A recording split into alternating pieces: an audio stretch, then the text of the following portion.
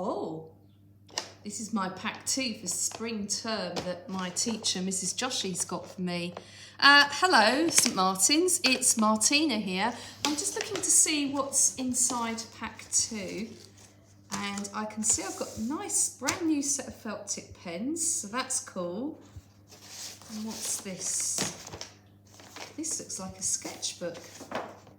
Brilliant. I think I'm going to do some art. Okay, got a sketchbook here, and Mrs. Joshi's asked me if I can perhaps do some art in my sketchbook. And because it's got a black cover, I can't write my name on the front. So I think what I might do is have a go at using my felt tip pens. You might want to get a pencil, I think, and maybe a rubber. And I'm going to have a go at doing my name and some techniques with felt tip pens on my first page. So I'm going to start off thinking about how I can put colour onto things. So I'm just going to choose some colours that are near to each other in my pack. So these colours are the warm colours and these colours are the cool colours. So I'm going to have a go at just seeing what happens when I try to mix colours. So the first thing we're going to do is, with a pencil, I'm going to draw 3 squares as best I can. And then I'm going to make them 3D. And it's quite easy doing this. So I'm going to do a line there, and a line there. I'm going to do the same on this one. Line, line, line. And then I'm going to do the same on my third one. Line, line, line. And then to make them look like cubes, I'm going to do 2 more lines. Down and across. Down and across. Down and across. And if you need to watch that again so you can see how to do it, you can pause the video and play it back. So I've got 3 cubes. I'm going to imagine that the light is shining this way. And I'm going to use some colours with my felt tip pens to show you some different ways to mix felt tip pen colours and put shading on objects.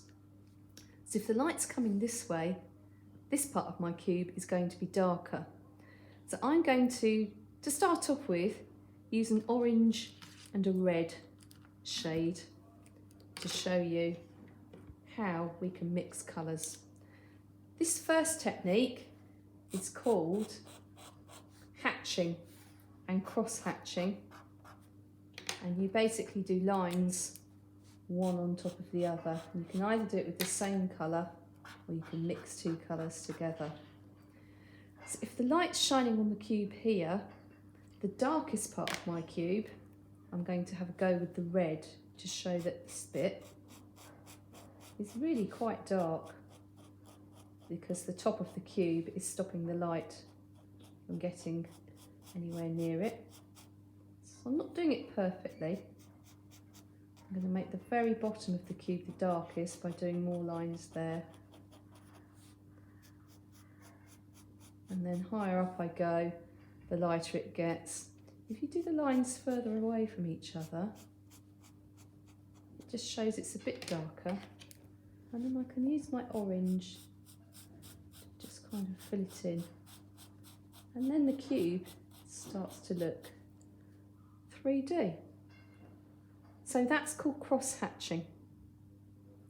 Using the same pens, I'm going to have a go at something called stippling now.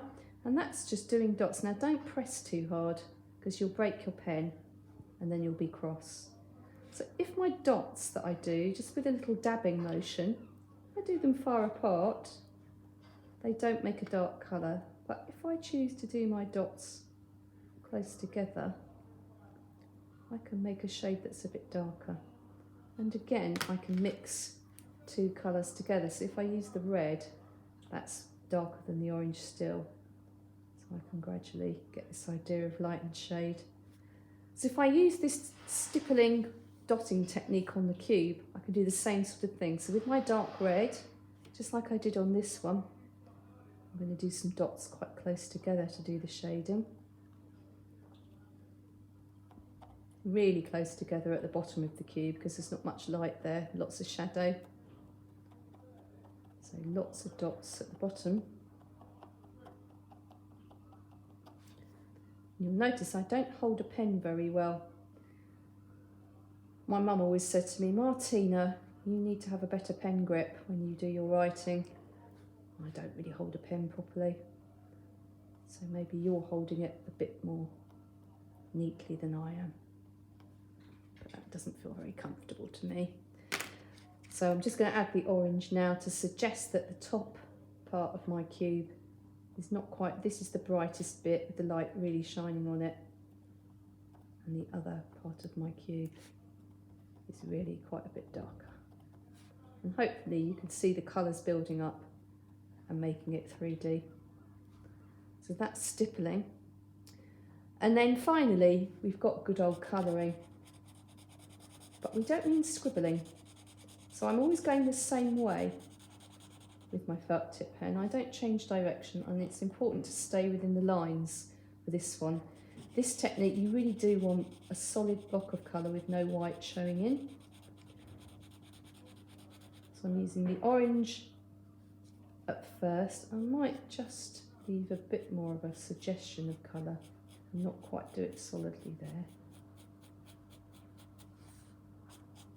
And then I'm going to add the red at the bottom of this one. Still going the same way.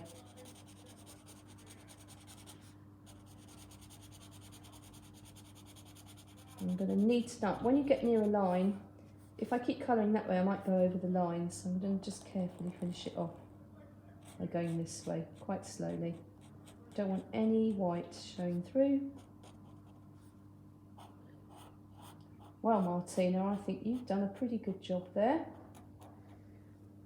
So to finish off, I'm going to explore lots of different colours now, and I'm going to have a go at those techniques, but I'm going to do my name so it's on the front of the sketchbook so we know it belongs to me. So my name is Martina, M-A-R-T-I-N-A.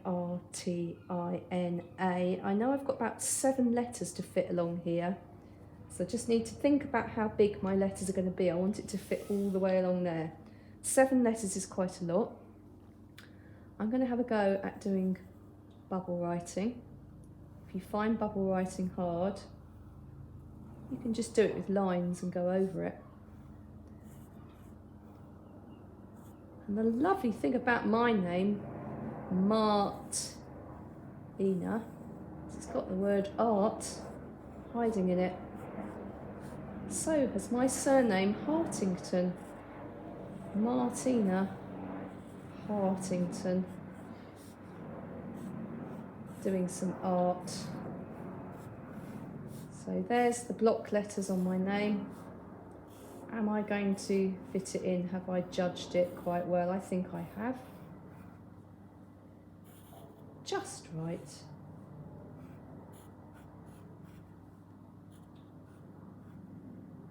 And now I'm going to use colour on my name.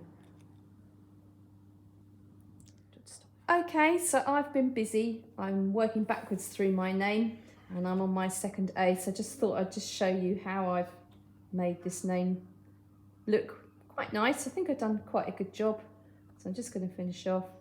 So I'm just putting the dots closer together on this sort of corner. So as I go this way, the dots are getting nearer and nearer. So I'm on my first purple in the letter A. I'm really going to put them close together. They're almost touching. Take your time, don't rush it. They are meant to be dots and not messy marks. So just touching the paper.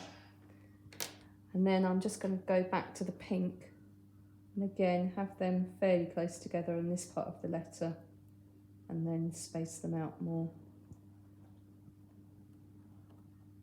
on this part, and then hardly any on the top right corner. And finally, my favourite colour, yellow. I think I'm just going to do some solid colouring on this one because I've done hatching and I've done dots and stippling. So let's have a block of colour on my first letter M. So I'm going to do yellow and then orange and then red because they all work together nicely. I'm going to try and make it look a bit 3D. So orange is the medium colour, so I go putting that as a solid colour, no white showing at all. Can overlap a bit.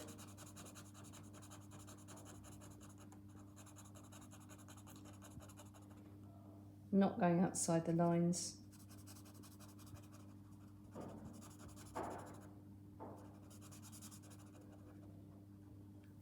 And then finally the red to finish it off. Quite like the sound it makes when you colour. They're not bad pens. You can see they only cost £1 a packet. So well done Mrs. Eldridge at school for finding these pens. They're quite nice. So make sure, children, that you put the lids on when you've finished, otherwise they'll be no good. And I'm going to put them away very, very carefully in my pack so that I can use them again. I think I'll just colour over that yellow, make that a bit red. Finished.